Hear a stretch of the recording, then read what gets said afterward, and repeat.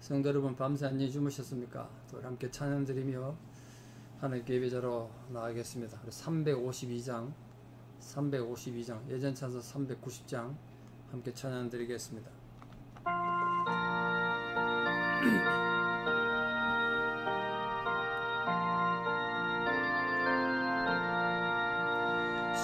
십자가 권병 들어 주 위에 일어나 기들고 앞서 나가 담대히 싸우라.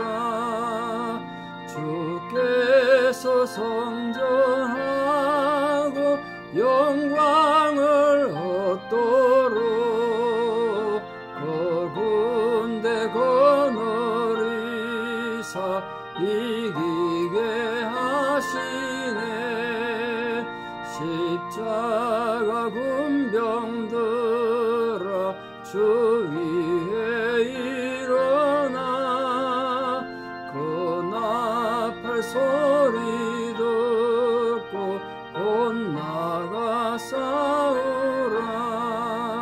수 없는 원수 앞에 주 따라갈 때에 주 예수 힘을 주사 강하게 하시네. 십자가 군병 들어 주 위에 일어나 내 힘이 부족하니 주 권능 믿으라. 복음의 갑주 입고 널 기도하면서 너 맡은 자리에서 충성을 다하라. 십자가 군병 들어 주 위에 일어나 이날에 접전하고 복개가 부르라. 성전한 군사들은 영생을 얻으며 영광의 주와 함께 왕 노릇하리라.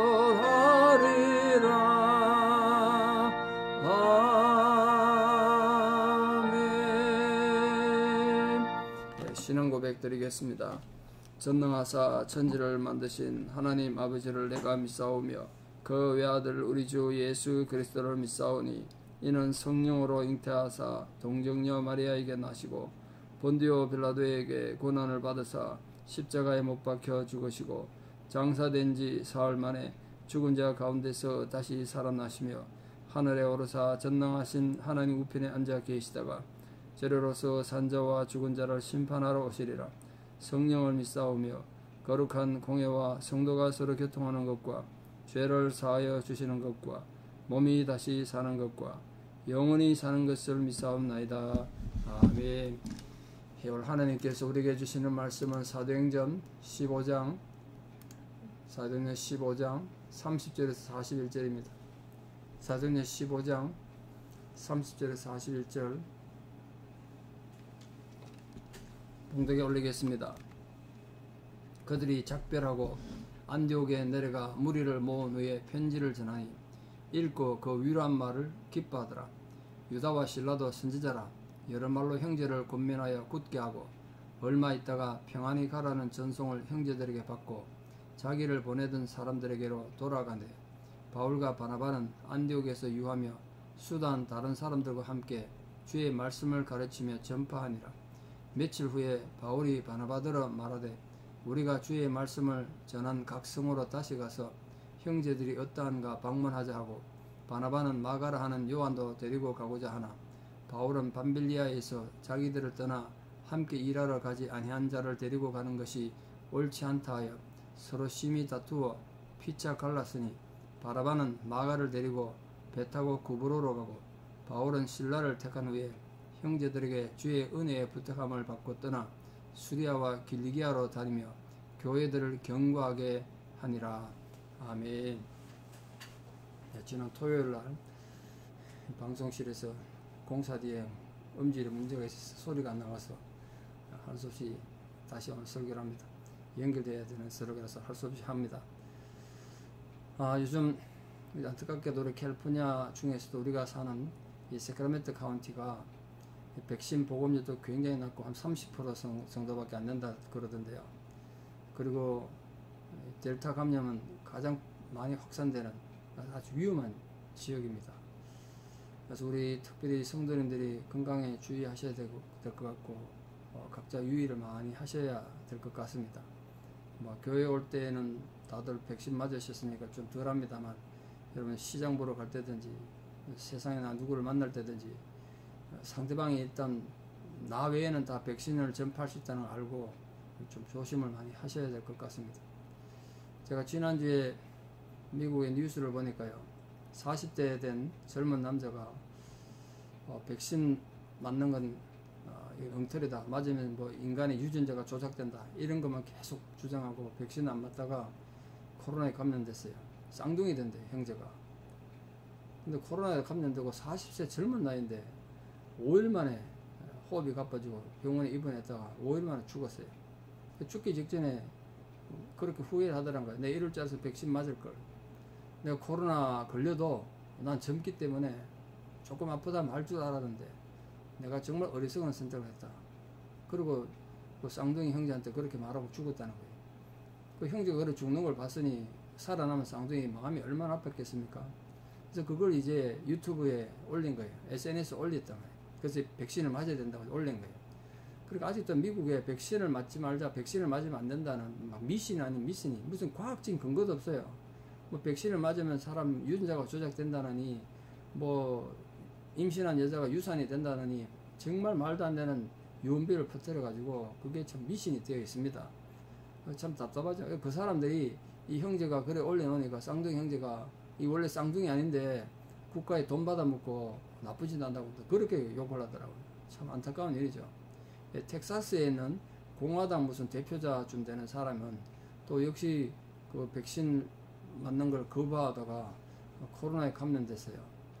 코로나에 감염됐어도 아파 죽어가면서도 백신 맞으면 안 된다, 그러다 결국 죽었더라고요. 참 어리석습니다. 사람이 자기 목숨 가지고 그렇게 장난치면 됩니까? 백신만 맞으면 되는 걸 갖다가 무슨 심보로 백신을 맞지 말자고 그러는지 참 너무나 안타깝습니다. 제가 이렇게 안타까운 이유는 제가 하필 사는 이 카운티가 30%밖에 안 된다니까 백신 보급률이, 이유를 모르겠습니다. 물론 우리 성도들 중에도 의학적인 이유로 백신을 맞기 힘든 분들도 계세요. 그러나 그게 그런 게 아니라면 백신을 맞음으로써 자기도 보호하고 이웃도 보호하는 거 아니겠습니까? 물론 백신 맞아도 코로나에 감염됩니다. 그럼 그게 아직 1%가 안 되더라고요, 프로테지가. 그런데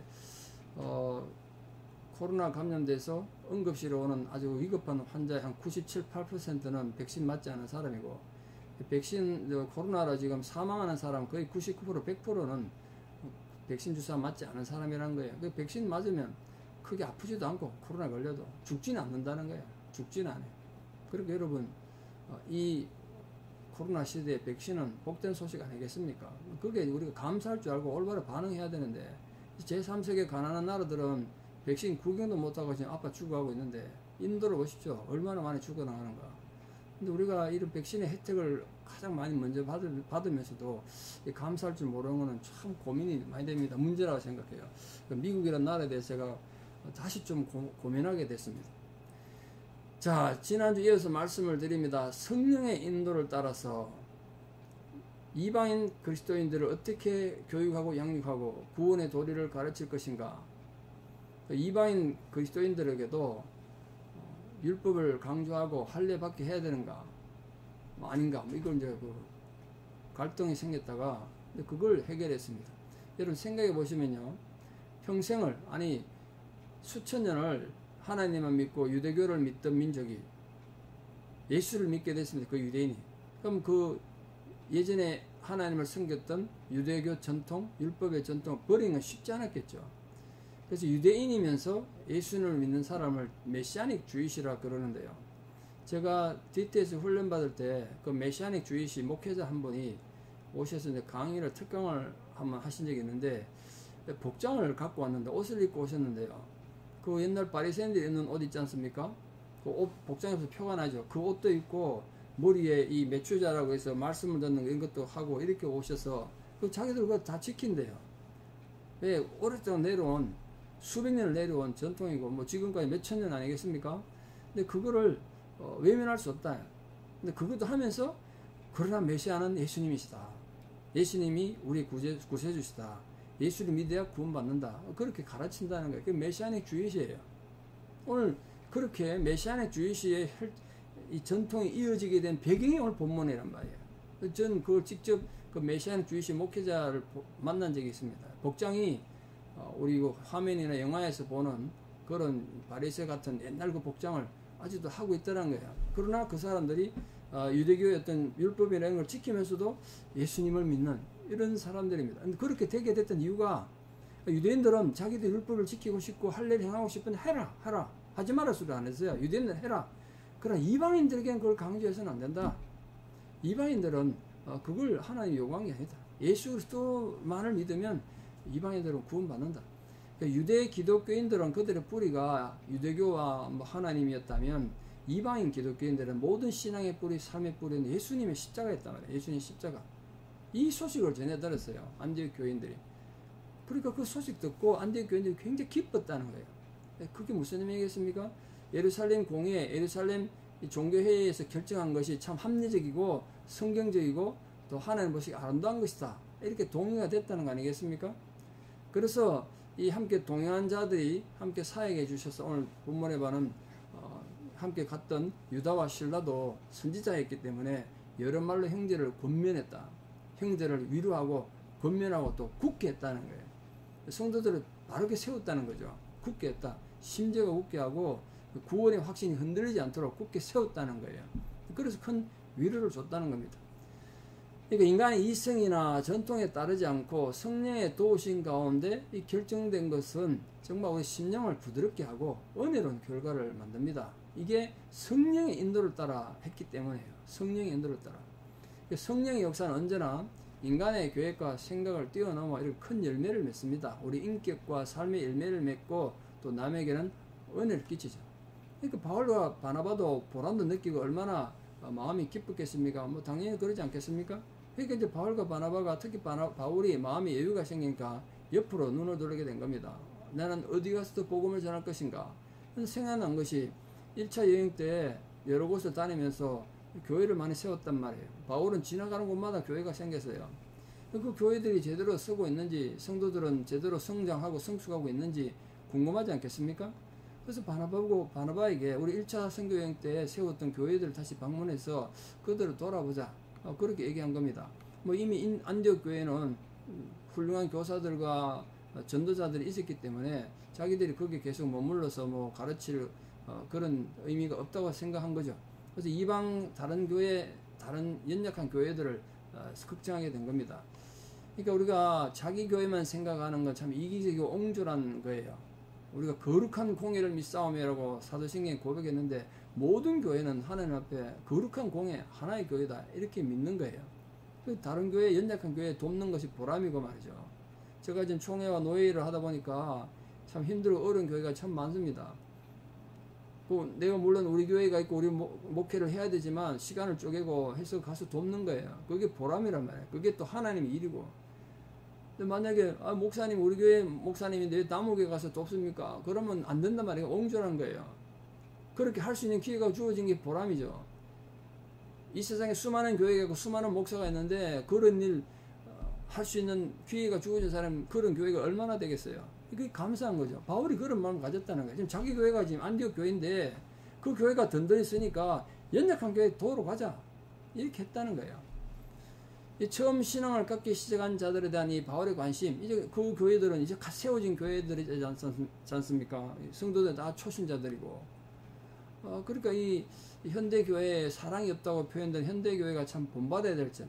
이기적이고 옹졸하고 나밖에 모르고 자기 교회밖에 모르는 그런 편협한 우리 성도님들, 우리 교회가 정말 생각해 봐야 될 거예요. 조금만 여유가 있으면 베풀고 선교하고 또 연약한 교회를 세우고 그게 보람이란 말이에요.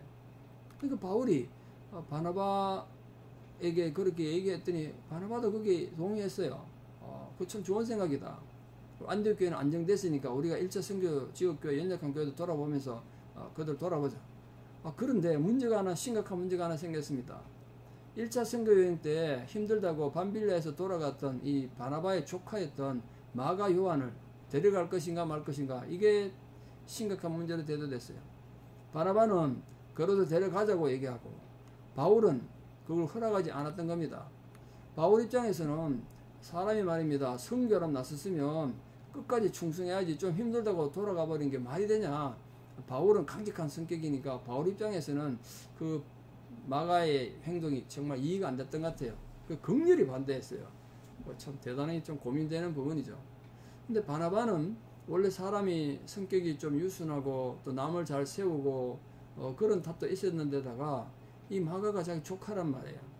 조카를 또 세우고 싶고 회복시키고 싶었겠죠. 또 마가를 선교사로 좀 잘 키우고 싶은 그런 마음이 있지 않겠습니까? 그래서 바나바는 아니다, 마가도 데려가자. 그래 했는데 두 사람 사이에 갈등이 생긴 거예요. 39절에 뭐라고 되어 있냐면요, 서로 심히 다투었대요. 심히 다투었어. 심각한 갈등이 생긴 거예요. 모두가 이렇게 합력해서 하나님이 이를 선교를 했으면 참 아름다운 열매가 맺혔을 텐데 안타까운 일이죠. 심히 다투었다. 그 두 사람이 갈라진 거예요. 물론 훗날 마가는 바울과 관계가 회복된 것 같아요. 성경에 회복된 걸로 나와요. 바울이 마가를 아주 사랑했던 걸로 그렇게 고백해요. 내가 정말 필요하고 보고 싶은 사람 마가다. 바울이 지금 죽음의 직전에서는 그렇게 마가를 빨리 좀 데려와라, 이렇게 얘기할 정도로 관계가 회복됐던 것 같아요. 그런데 안타깝게도 바나바는 이 사건 이후로 성경에서 등장하지 않아요. 제 추측건데 성경이 없으니까, 정확하게 없으니까 정확하게 말씀드릴 수는 없습니다만, 바울 입장에서 마가를 이렇게 언급하고 마가가 내게 참 필요한 사람이다, 마가가 내가 보고 싶다, 이렇게 말할 정도였는데 바나바를 말하지 않았다는 것은 마가와 관계가 회복됐으면 바나바와도 관계가 회복되는 거지 않습니까? 근데 바울이 자기 편지에서 더 이상 바나바를 언급하지 못했던 건 바나바가 일찍 죽은 것 같아요. 안 그랬으면 분명히 마가를 이렇게 언급하고 마가와 관계가 회복됐는데 바나바를 얘기하지 않았을 리가 없는데 아마 일찍 죽었지 않았을까? 그냥 참고 마십시오. 확실한 건 아니니까. 어쨌든 지금은 이 갈등의 씨앗이 됐던 마가였는데 이 바울과 바나바를 극식이 막 심하게 싸우도록 서로 심히 다투도록 원인을 제공했는데 나중에 하나님 앞에 충성된 일꾼이 됐던 것 같아요. 그래서 거기서 제가 또 은혜를 받는 게 하나 있는데요. 하나님은 인간의 실수도 선하게 만드는 분이시다. 그걸 또 우리 너무 오용하고 남용하면 안 되겠습니다만 하나님이시니까 그렇겠죠. 인간의 실수와 약함도 선하게 만드시는 분이시다. 하나님의 도구를 위해 쓰시기도 한다. 그럼 인간의 실수가 정당화되는 건 아니죠. 실수에 대한 회개가 필요하죠. 제가 왜 인간의 실수도 하나님 선하게 만드는 분이라고 그러셨냐면 이 바울과 바나바가 다투고 심히 다투는 바람에 원래는 하나의 전도단밖에 없었지 않습니까? 아니 전도단이 두 개가 됐어요. 동시에 두 군데를 전도할 수 있는 선교하는 그런 상황이 된 겁니다. 그래서 바나바는 자기 조카 마가를 데리고 원래는 1차 선교지 가려고 했는데 거기 이제 못 가지 않습니까? 두 사람 여기 일치를 못 봤으니까. 그래서 자기 고향인 키프로스 구브로에 가서 선교를 했습니다. 그래서 지금도 키프로스 가면요, 바나바 기념교회도 있고 마가 기념교회도 있습니다. 물론 바울 기념교회도 있습니다. 근데 바울은 실라라는 사람을 다시 택해가지고 고향으로 돌아갔습니다. 길리기아로 갔다고 되어 있으니까 바울의 고향이 길리기아란 전 큰 넓은 지역에 다소란 지역이지 않습니까? 우리나라로 치면 경상북도 대구 이래서 경상북도가 길리기아라면 대구가 다소쯤 되는 이런 상황입니다. 고향으로 가서 또 복음을 전했습니다.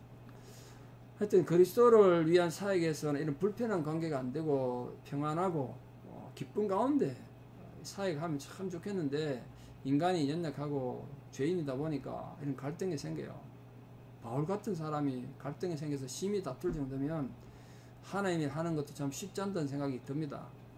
그래서 여러분 교회 안에서 갈등이 있고 이런 가정 안에 갈등이 있을 때 그것을 지난주 설교처럼 넘어지지 말고 영적으로 잘 승리해서 침묵하시고 불평과 원망 이전에 침묵하시고 하나님 앞에 말씀으로 잘 일어서셔서 회복되기를 바랍니다. 늘 중요한 게 성령의 도우심과 보호가 늘 함께 한다는 거 아시고 우리 삶의 선택의 동기가 참 중요하죠.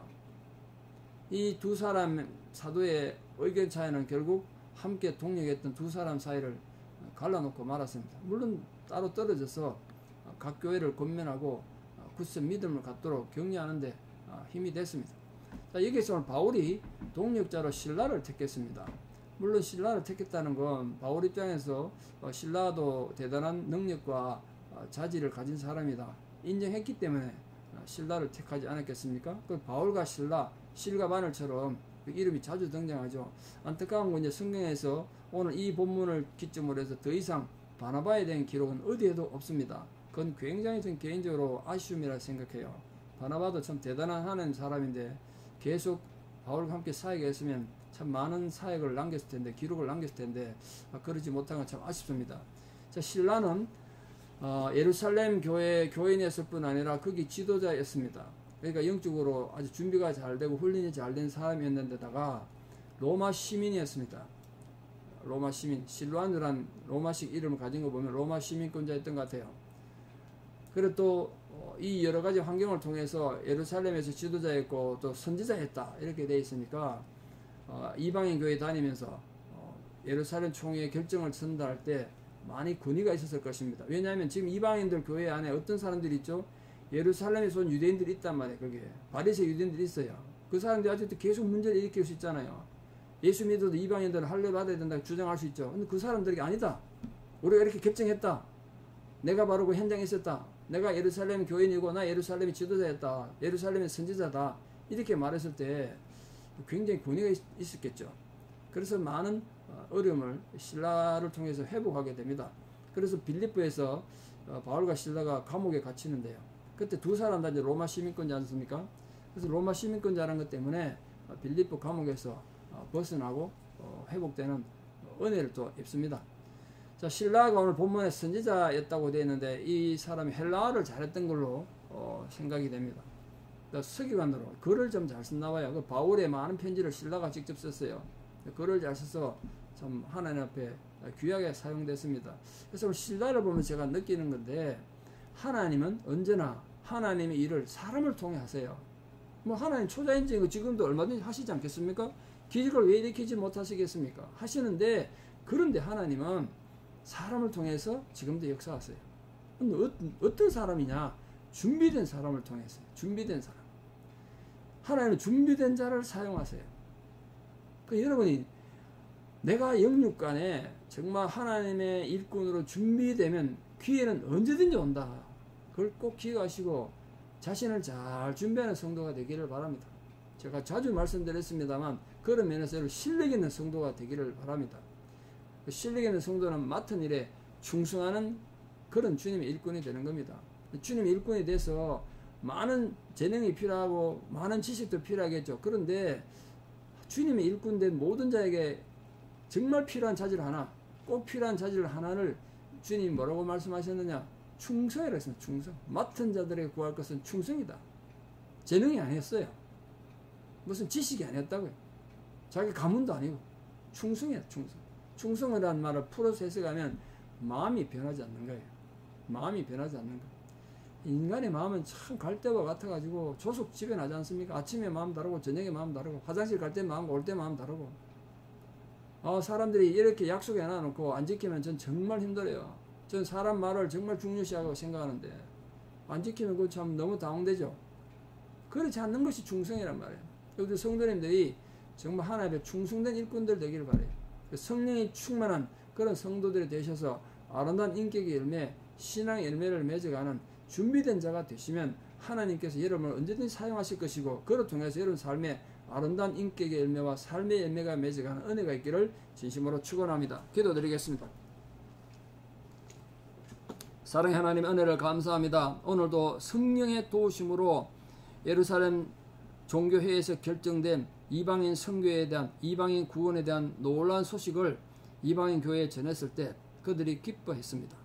오늘도 우리들이 하나님 말씀에 대한 올바른 깨달음을 가지고 그 깨우침을 고난 당하는 자들, 슬픔을 당한 자들, 어려움 가운데 있는 자들에게 전함으로써 하나님의 기쁨을 전하는 자들이 되게 도와주시옵소서. 특별히 오늘 바울과 바나바가 마가 요한의 문제로 인해서 다투다가 결국 두 사람이 화합하지 못하고 이렇게 흩어지는 안타까운 상황을 보았습니다. 인간은 이렇게 연약하고 어리석습니다. 바울 같은 위대한 사도도 이 갈등을 해결하지 못해서 심히 다투었습니다. 우리가 그렇게 연약한다는 것을 주님 앞에 고백합니다. 그러나 하나님께서 우리를 지극히 사랑하시고 또 은혜 베푸셔서 인간의 실수와 약점까지도 하나님 선하게 사용하셔서 두 개의 선교단을 통하여 더 많은 복음을 세상에 전하신 줄 믿습니다. 오늘도 우리에게 은혜 베풀어 주셔서 우리 사랑하는 모든 성도님들이 참 하나님의 은혜 가운데 살게 하시고 우리 성도님들이 믿음으로 잘 준비된 실력 있는 성도들이 되어서 하나님이 언제든지 쓰실 수 있는 준비된 자들, 충성된 일꾼들 되게 도와주시옵소서. 이제는 우리 주 예수 그리스도의 은혜와 하나님 아버지의 만극하신 사랑과 성령님의 위로 교통 역사하심이 참으로 주님 앞에 충성된 일꾼으로 준비되어 하나님이 쓰시고자 할 때 언제든지 쓰실 수 있는 주의 종으로 준비되기를 결단하는 사랑하는 성도님들의 신앙의 고백 위에 또 우리 사랑하는 자녀들 삶 위에 이제부터 영원토록 함께 하시옵기를 간절히 축원하옵나이다. 아멘. 오늘 하루도 믿음으로 승리하시기를 축원합니다. 내일 뵙겠습니다. 사랑합니다. 여러분 감사합니다.